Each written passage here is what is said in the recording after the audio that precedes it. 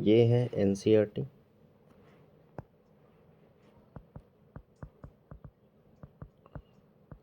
इसका हम लोग हिस्ट्री सेक्शन के बारे में जानकारी इकट्ठा कर रहे हैं, साथ में पढ़ेंगे हम लोग। आते हैं, चैप्टर का नाम है यूरोप में राष्ट्रवाद का उदय। आगे बढ़ते हैं इसमें। 1848 में एक फ्रांसीसी कलाकार फ्रेडरिक सारियो ने 4 चित्रों की एक श्रृंखला बनाई।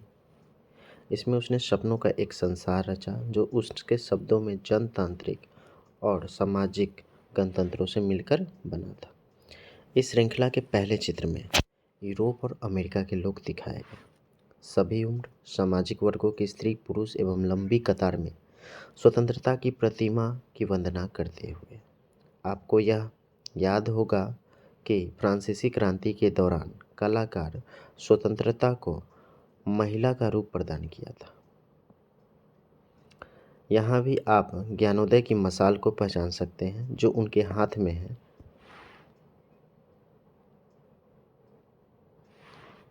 This one.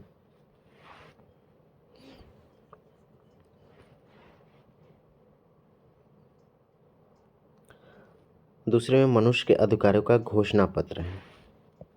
This one. यहाँ पे एक हाथ में मशाल है और एक हाथ में घोषणा पत्र है। प्रतिमा के सामने जमीन पर निरंकुश संस्थानों के ध्वस्त अवशेष बिखरे हुए हैं। सारियो के कल्पनादर्श में दुनिया के लोग अलग राष्ट्रों के समूह में बटे हुए थे, जिनकी पहचान उनके कपड़े और राष्ट्रीय पोशाक से होती थी। स्वतंत्रता की मूर्ति से कहीं आगे इस जुलूस का नेतृत्व कर रहे संयुक्त राष्ट्र अमेरिका और स्विट्जरलैंड, जो तब तक राष्ट्र राज्य बन चुके थे। फ्रांस, जो क्रांतिकारी तिरंगे से पहचाना जा सकता है, प्रतिमा के पास अभी अभी पहुंचा है। उसके पीछे जर्मन के लोग जो काला, लाल और सुनहरा झंडा थामे हैं। यह दिलचस्प है, जिस समय सारियो ने यह चित्र निर्मित की, जर्मन लोग तब तक एक संयुक्त राष्ट्र का हिस्सा नहीं बने थे, वो झंडा को थामे हुए थे। 1848 की उदारवादी उम्मीदों की अभिव्यक्ति है, जिसमें अनेक जर्मनी भाषा रियासतों को प्रजातांत्रिक संविधान के अंतर्गत एक राष्ट्र राज्य में गठित करना चाह रही थी। जर्मन लोगों के बाद ऑस्ट्रिया, 2 सिसिलिया की राजशाही, Lombardy, Poland, England, Ireland, Hungary और रूस के लोग थे। ऊपर स्वर्ग से ईसा मसीह, संत और फरिश्ते इस दृश्य पर अपनी नज़रें बनाए हुए हैं। चित्रकार ने इसका इस्तेमाल दुनिया के राष्ट्रों के बीच भाईचारे का प्रतीक रूप बताया। जो 4 चित्रों का समूह था, वो क्या था? राष्ट्रों के बीच भाईचारे का प्रतीक हुआ। और ये चित्र क्या थे? फ्रेडरिक सारियो ने। किसने बनाए थे? फ्रेडरिक सारियो ने। 1848 में इसी समय फ्रांस की क्रांति हुई थी। और ये चित्र क्या था? दुनिया के राष्ट्रों के बीच भाईचारा। चित्रकार ने इसका इस्तेमाल किस लिए किया? दुनिया के राष्ट्रों के बीच भाईचारा। इस अध्याय में ऐसे कई विषय उठाए जाएंगे जिनकी कल्पना अभिव्यक्ति सारियो ने चित्र 1 में की थी। 19वीं सदी के दौरान राष्ट्रवाद एक ऐसी ताकत बनकर उभरा जिसमें यूरोप के राजनीतिक और मानसिक जगत में भारी परिवर्तन ला दिए। मतलब कि राष्ट्रवाद कब हुआ? 19वीं शताब्दी में, जो यूरोप के राजनीतिक और मानसिक जगत में भारी परिवर्तन ला दिए। इन परिवर्तनों से अंततः यूरोप के बहुराष्ट्रीय वंशी साम्राज्य का स्थान पर राष्ट्र राज्य का उदय हुआ। राष्ट्र राज्य का उदय हुआ। यूरोप में लंबे समय से एक ऐसे आधुनिक राज्य की गतिविधियां और विचार विकसित हो रहे थे जिसमें स्पष्ट रूप से परिभाषित क्षेत्र पर संप्रभु सत्ता एक केंद्रीय शक्ति थी। लेकिन राष्ट्र राज्य में न केवल उसके शासकों बल्कि उनके अधिकांश नागरिकों में एक साझा पहचान का भाव और साझा इतिहास या विरासत की भावना थी। साझेपन की यह भावना अनंत काल से नहीं थी, यह संघर्षों और नेताओं तथा आम लोगों की सरगर्मियों से निर्मित हुई थी। यह अध्याय उन विविध प्रक्रियाओं पर प्रकाश डालेगा जिनके तहत 19वीं सदी में यूरोप में राष्ट्र राज्य और राष्ट्रवाद अस्तित्व में आए। यहाँ पे बात करेंगे जो नए शब्द आए हैं, निरंकुशवाद, एब्सोल्यूटिज्म, ऐसी सरकार या शासन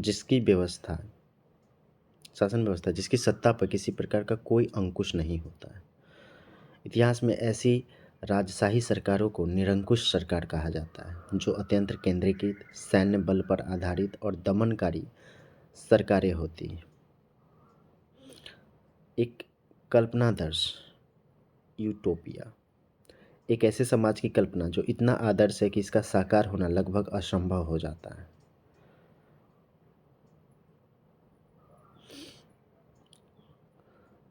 अनअर्स्ट-रेनन राष्ट्र क्या है? फ्रांसीसी दार्शनिक अर्नस्ट रेनन, ये थे फ्रांसीसी दार्शनिक अर्नस्ट रेनन।